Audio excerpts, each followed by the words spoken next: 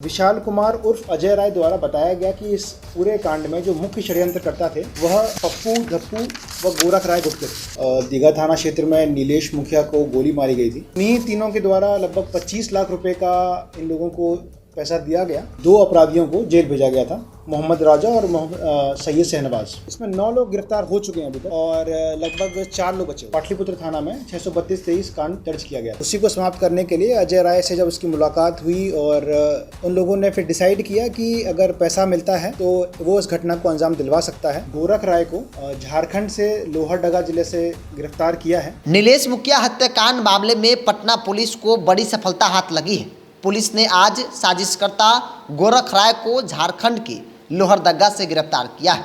City SP वैभव शर्मा ने बताया कि अभी तक गोरख राय समेत 9 लोगों की गिरफ्तारी हुई है। गोरख राय पहले हरिद्वार में छिपा, उसके बाद लोहरदगा के एक जंगल में छिपा हुआ था।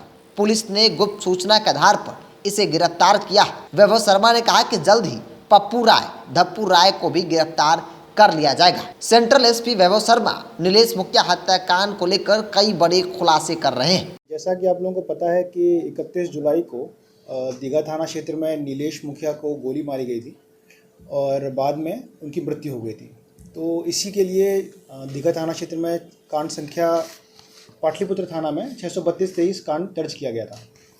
इस कांड दर्ज होने के बाद 14 अगस्त को पुलिस द्वारा 2 अपराधियों को जेल भेजा गया था, मोहम्मद राजा और सैयद शहनवाज।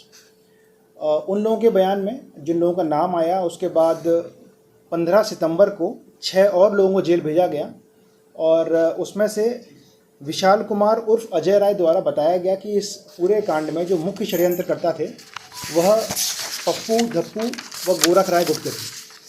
उन्हीं तीनों के द्वारा लगभग 25 लाख रुपए का इन लोगों को पैसा दिया गया और उस सुपारी को लेकर ही अजय राय ने कुछ लोगों को इकट्ठा किया, जिन लोगों को हम पहले गिरफ्तार कर चुके हैं। फिर उन दोनों के द्वारा इस घटना को अंजाम दिया गया।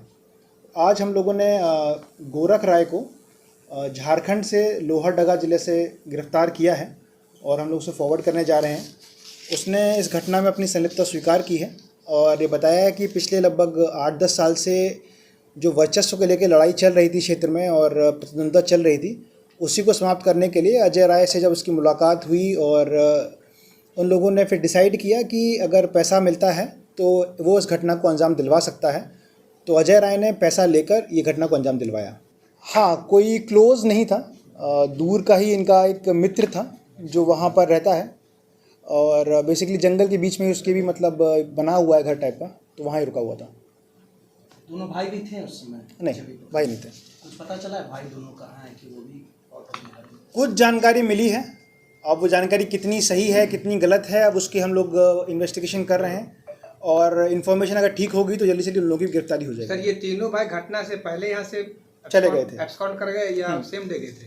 नहीं, घटना से पहले चले गए थे। कितने दिन पहले गए थे? 31 को घटना हुई थी। अभी एग्जैक्टली इसने नहीं बताया है, अभी इसको खुद भी याद नहीं था कि किस डेट में गए थे, पर इसने बताया घटना से पहले वहाँ चले गए थे। कितना जगह बदला होगा सर? बोला ठिकाना बदला, कौन कौन राज्य में ये छिपा? इसके द्वारा तो यही बताया कि 102 जगह ये गया, पहले हरिद्वार, उसके बाद दिल्ली, उसके बाद फिर ये सीधे यहीं झारखंड में ही था। अब हम लोग जैसे इसमें इन्फॉर्मेशन मिली तो फिर हम लोगों ने इस पर रेड करवा के गिरफ्तार कर लिया।